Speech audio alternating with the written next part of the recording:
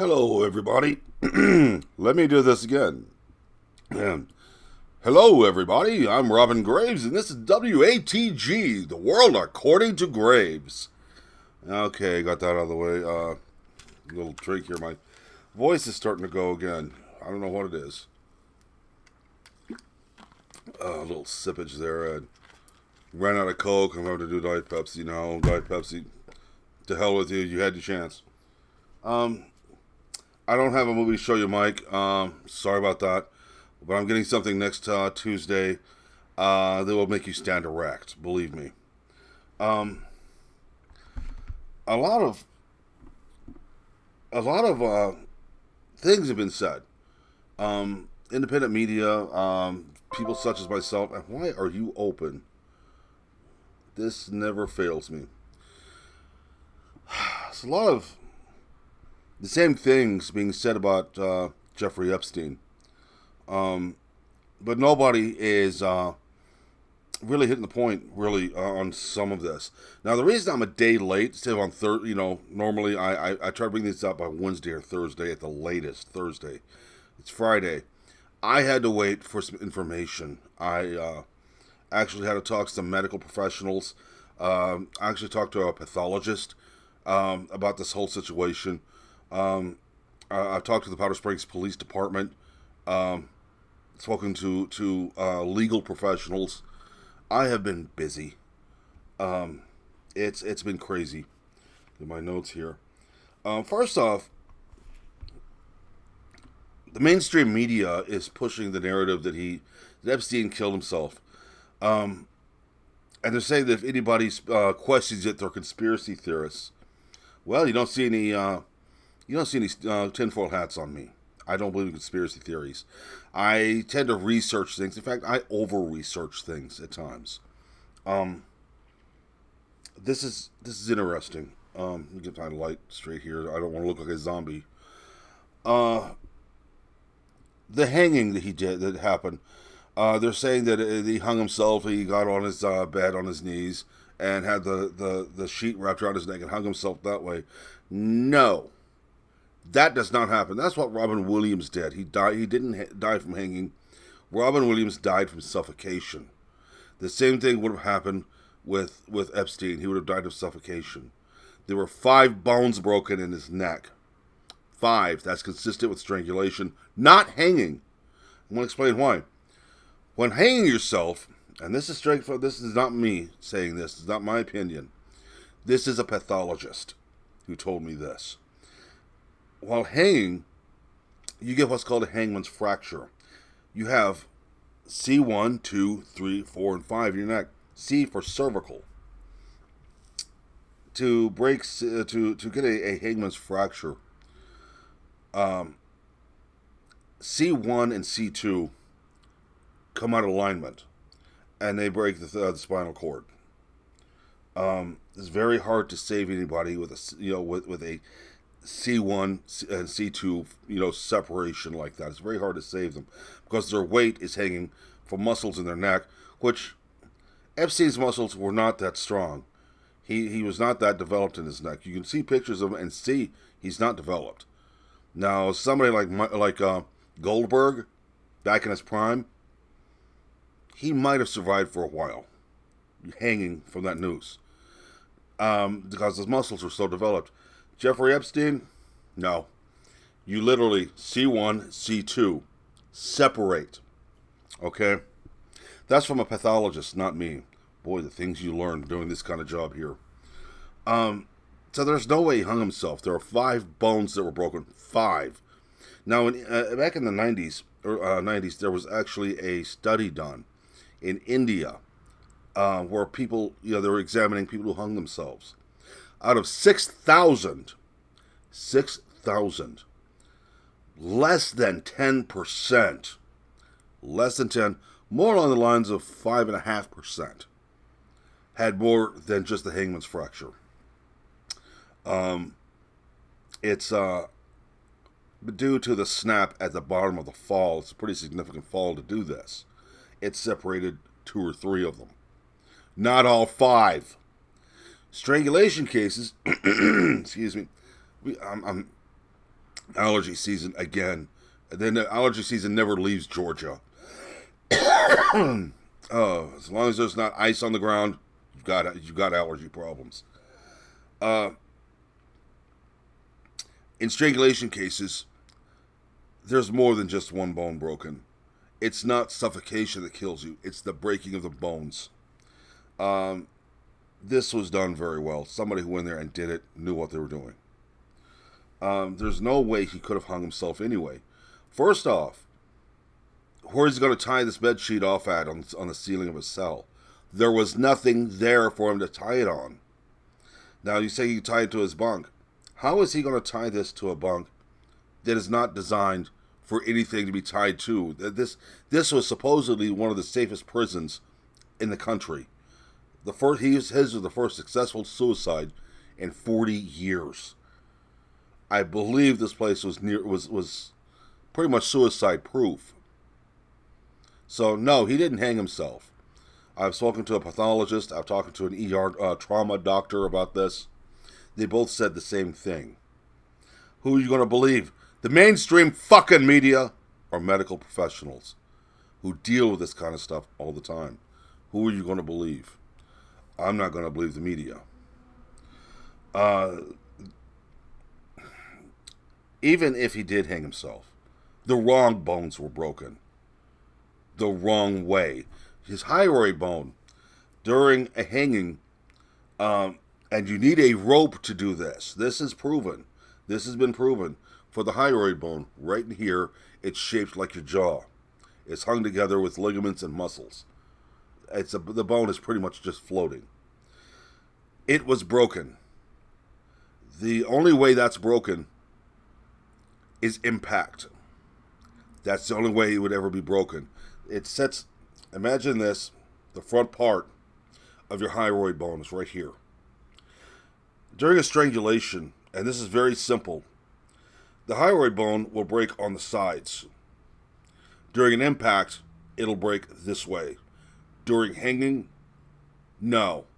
It would be pushed out of place and torn from the muscles. They consider that a break due to hanging. That's one of the ways they could tell a person was hanged. So, it's not rocket science, people. And they're saying people like me that's not accepting the fact that he killed himself are conspiracy theorists. No, I'm not letting this go. I've had people tell me, just let it go. No.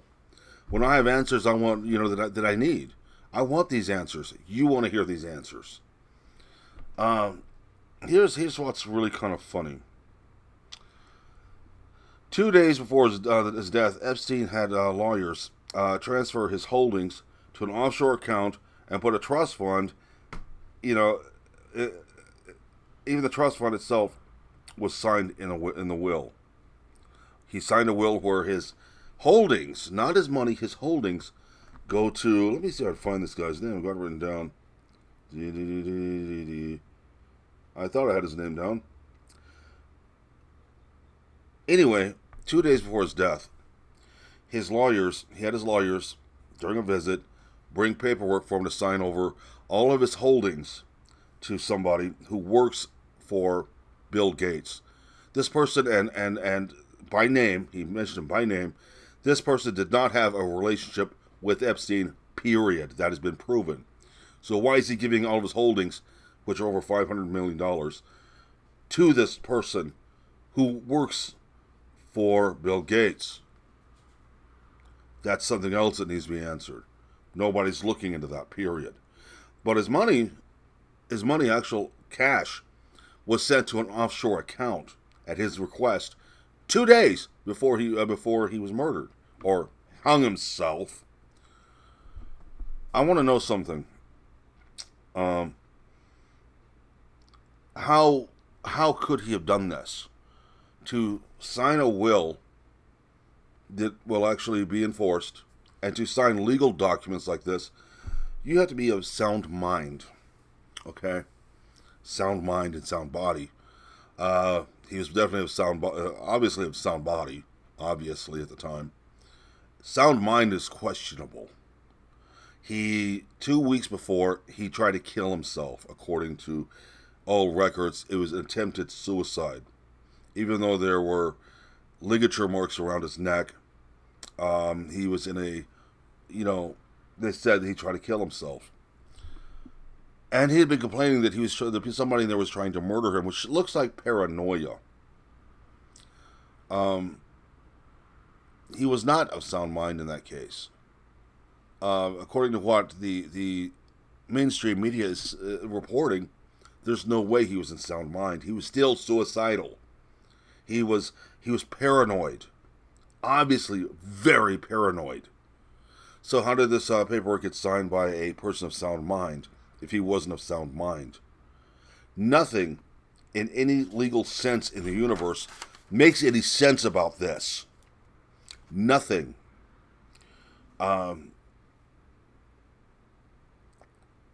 His holdings, valued at $560 million, here it is, were willed to a little-known venture capitalist and Microsoft scientist named Boris Nikolag.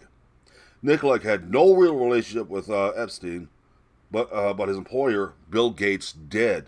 Bill Gates and Epstein actually were seen together several times. He flew on his Lolita Express with him. So, why? Now, Kevin Miller called me up the other day. I had an entirely different thing set up here. And Kevin destroyed it. I had to throw it away because it was a very simple thing. Why 2 days earlier did he send money to an offshore account? I believe someplace around the Virgin Islands. I'm not for sure exactly where. The theory was that Epstein had a body double. That wasn't Epstein in jail. That was somebody else. No, I actually called and spoke to a legal professional. This is for you, Kevin, to answer your question. And for those out there who are following this line of thought, this is not a rare thing to do. If you have a lot of money and you get arrested for something, you don't want this money to be in danger. Once he died, which I do believe he knew he was going to be murdered, that was flat out obvious with this. He had received death threats. They tried killing him before in jail. It was just a matter of time. Why leave that money there for the government to take? So, on the off chance that you're arrested, first thing a person does in his position with wealth and all of this, have the money put into an offshore account. That way, the government can't seize it from you. Once you're in jail, they can take it from you. That's coming from an attorney. It's not uncommon for certain individuals with a lot of money who get arrested to look like they're going to be spending some time. It's not uncommon for them to send their money somewhere else so the government can't take it. So we have two different things right there. Either A, he knew he was going to be murdered and didn't want the money taken, or B, he was ensuring that maybe at one point he'll get out and still have his money. His holdings were sent to somebody else just in case. This is from a lawyer. Either A, to keep the government from getting it, because it's no longer his. Once it transfers to this other person, it's this other person's. He no longer has it. Or B, he knew he was going to be killed and was sending this to somebody else to take care of it, to keep the government from taking it. Just pure attitude and spite. So that kind of answers that question for now. For now. I'm still wanting to look into the whole thing with Bill Gates and his relationship. I'm going to try to see what I can't find out about that. That's going to take more digging than I'm able to do in a short amount of time. Hopefully that information is out there. Now, I've got so much information here. Dear God. You know, the thing is with him,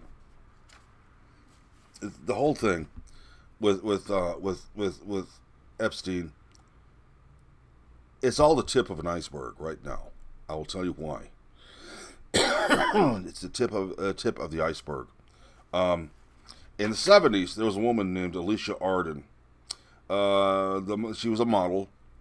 She was 27 years old, so she was pretty much at the end of her modeling career. 27 is pushing it, especially back then, when what she was doing. You had to stay young. At 27, you're not that young. You're pretty much out of your prime for a model for what she was doing. She went to Epstein and was interviewing for a modeling job with Victoria's Secret. She actually ran to the police after meeting him, accusing him of groping her and trying to take advantage of her. She named him, fingered him perfectly, everything else.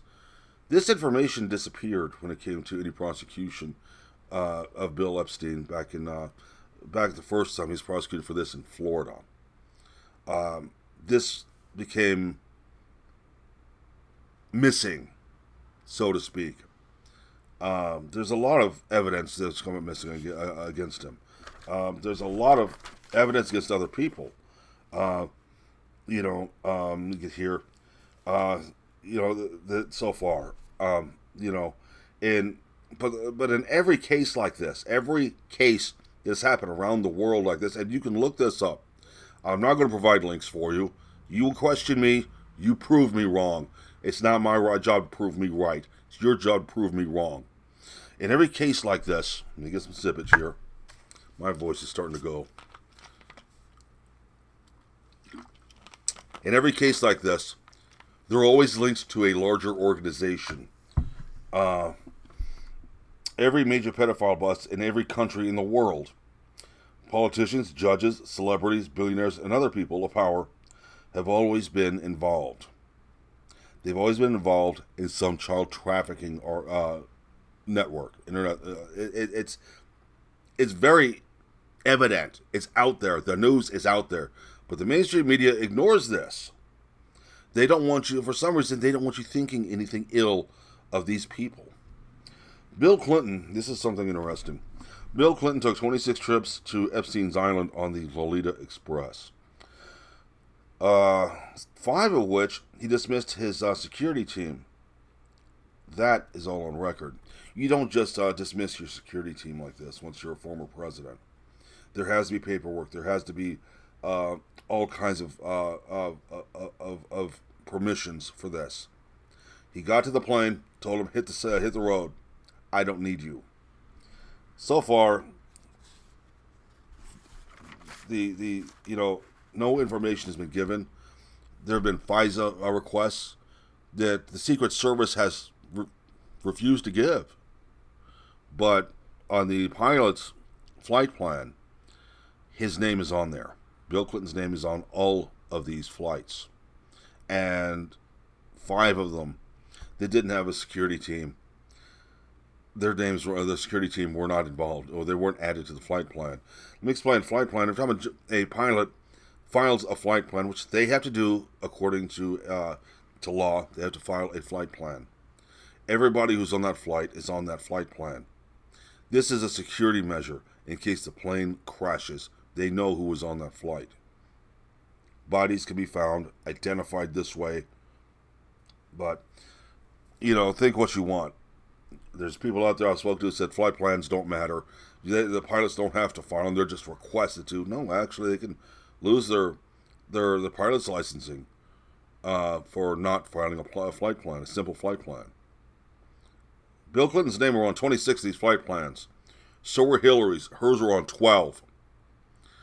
On 5 of these occasions, when Bill went alone without Hillary to the Orgy Island or St. James Island, Little St. James Island, where Epstein he owned the island, had a home there. 5 of these times that Bill Clinton went with him, there was no security team whatsoever. He dismissed them, told them to go home. So that kind of implicates him and Hillary both going, not only that happening, but them going to this island. We know what goes on there. It's really funny that in 2008, I believe it was 2008, 2007, that when Trump found out that Epstein was a pedophile, threw him out of the Mar-a-Lago club. Wanted nothing to do with him. This was in front of witnesses. Is a very violent encounter. Bill Epstein was not happy about it. Trump was actually yelling. So, all those out there who are saying, is it raining? Oh well. All those out there that are saying that, well, Trump's one of these people too. No, he wasn't. He never once flew on the Lolita Express to his island. The only plane he flew on was a small Learjet because Epstein, demanded that he did, pretty much coerced him into it, and this small Learjet was so small, midgets couldn't even get a lap dance.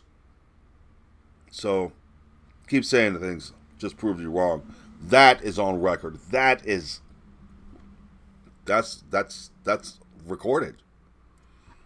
So, authorities have pictures and videos they confiscated from Epstein's home of rich and powerful figures having sex with underage girls.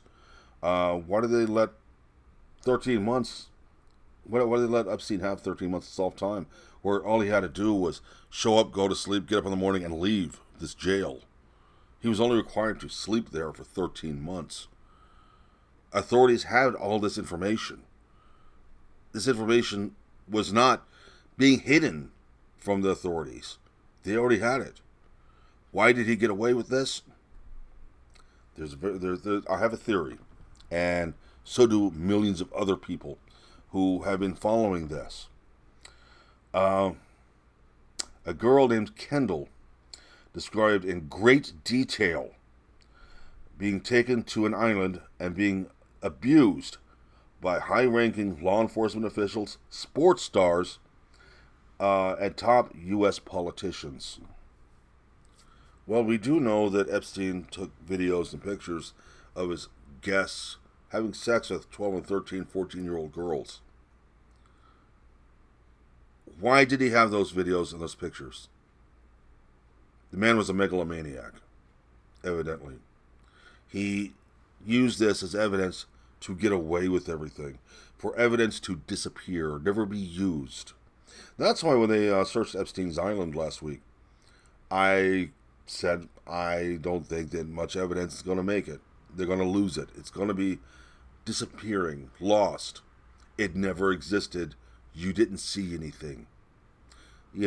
So far, any evidence against him like this, the really damning evidence, has disappeared.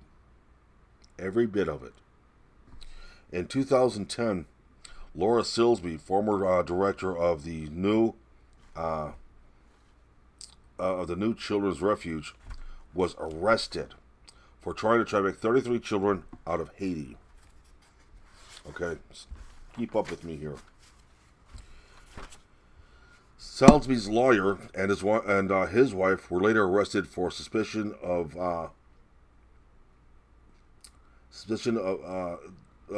working with an international human trafficking ring. Why did Bill Clinton intervene and get Silsby and her co-conspirators released? And why was Hillary interested in the case? Excuse me. In fact, Silsby's charges were lowered from child trafficking to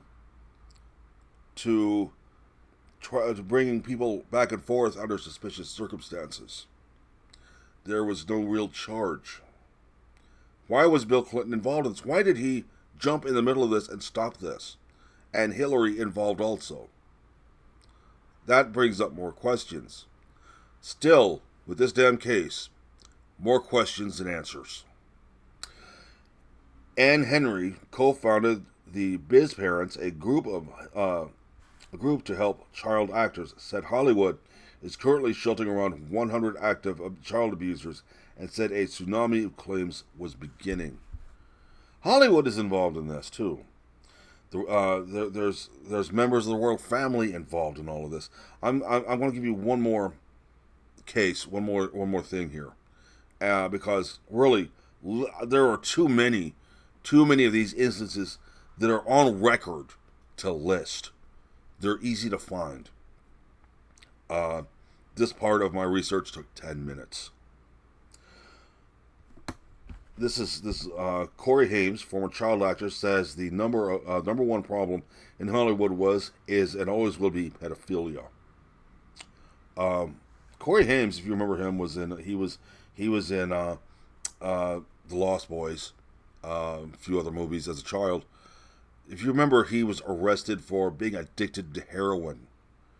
Later, after he was convicted, he said that he admitted that there were people involved in Hollywood that were keeping children high on heroin, so they become more they aren't so they're more complacent to being sexually abused. Hollywood, we've always known something's weird about Hollywood. This honestly, to tell the truth, the whole child abuse thing that I've been finding this past week about Hollywood sickens me. I found out more than I should have known. Believe me, I more than I should have found out. I found out enough to. At some times, I literally became nauseous, and you gotta understand that doesn't happen to a guy like me. I have a very strong stomach when it comes to things. I've watched people die of cancer. I've seen people die from gunshot wounds. But knowing what's going on with children in Hollywood, there are too many recorded incidents to ignore anymore. But they keep being ignored. Here's one, the last one here. This really got to me after I started reading about what's happening in the UK. In 2012, British entertainer Jimmy Savile was found to have abused hundreds of young children for decades. And he wasn't the only one. He's actually admitted that there were others involved. Hundreds of other people doing this in the UK. People from Parliament. People from MPs down to police involved in these child sex crimes. We've got it here in America. So far there's been actors involved, sports stars, major law enforcement officials, judges, millionaires, politicians, and nobody will ever. Any evidence brought against them never makes it to where it's supposed to be. Bill Clinton right now, if you or I had did something that Bill Clinton did with this Lolita Express thing, if we had done those 5 trips without any security or any witnesses other than Epstein, we would have been under a jail by now. So far, we know now that it's not just the politicians that are doing this. Hollywood is doing this. People that have been involved with Epstein have said, when girls have come forward, several have come forward, all said the same thing. Law enforcement officials are involved. Lawyers are involved. Judges are involved. The really cool thing that I like about this whole matter, though, the first month and a half that Trump was president, 1,500 of these people were prosecuted. Did the mainstream media say anything about it? No. Shows me the mainstream media is complicit in this mess. So, like I said last week, there's a lot of questions that have not been answered and a lot that aren't going to be answered unless alternative news people like me get to sit down and grill these assholes. Because evidently they're not being asked the right questions. So far, anybody who's been asked about Epstein are getting softball questions from the media. And so, the media is wanting to shove this under the carpet because he was a massive Democrat contributor. It just amazes me that this kind of stuff happens. The people are getting away with this. The people are organized. These are organized groups of people who are doing this, and it's been going on for decades. Why hasn't something been done? Why are these girls being ignored? Why are the child actors like Corey Haim being ignored about all of this? Nobody wants to do anything to these people because the people doing this are the people you're reporting it to. Are they going to arrest themselves? No. People say that power corrupts. No, I don't believe power corrupts. Absolute power corrupts absolutely. That's what I believe. So, look, guys, I gotta go. I don't want to bore you too much. There is just so much I found out, so much I had. I had to shorten this. I had a length, I counted this morning 12 pages and still going. I had to shorten it down to 4. And I missed some of the good parts because thinking about it bothers me. All right. I was diagnosed last December with PTSD. I'm seeing a counselor right now, and we're finding out it's pretty severe. I don't need to recount all this garbage I read at this moment. It's really bothered me bad. But look, I will catch you next time. I may or may not be here next week. I'm going to try my best to be here next week. I'm going to go back through stories that I had and figure something out, something different than this. The whole Epstein thing is, to me, is gross. It's sickening, and I've said what I had to say about it for the moment. For the moment, we all know he was murdered. We all know that it's being covered up. We all know that somebody he had dirt on had him killed. I'm suspecting somebody due to their history. But I'm not going to say their names. I don't want to commit suicide. So, I'll talk to you guys soon. I'm Robin Graves. This is The World According to Graves, or as I call it, WATG. And guys, I want you to remember one thing. Talk hard. Don't be afraid to ask questions. Don't be afraid to look up things. Don't be afraid to look at those who are involved in horrific things and say, why? Why are you doing this? Point them out. Let's see what we can't do, people. Let's make a difference in the world. I love every one of you. You guys are like family to me. I got to get out of here. I got some things I need to do. It's Friday. I got work to do, and I'll catch you next week, hopefully. You guys, peace out.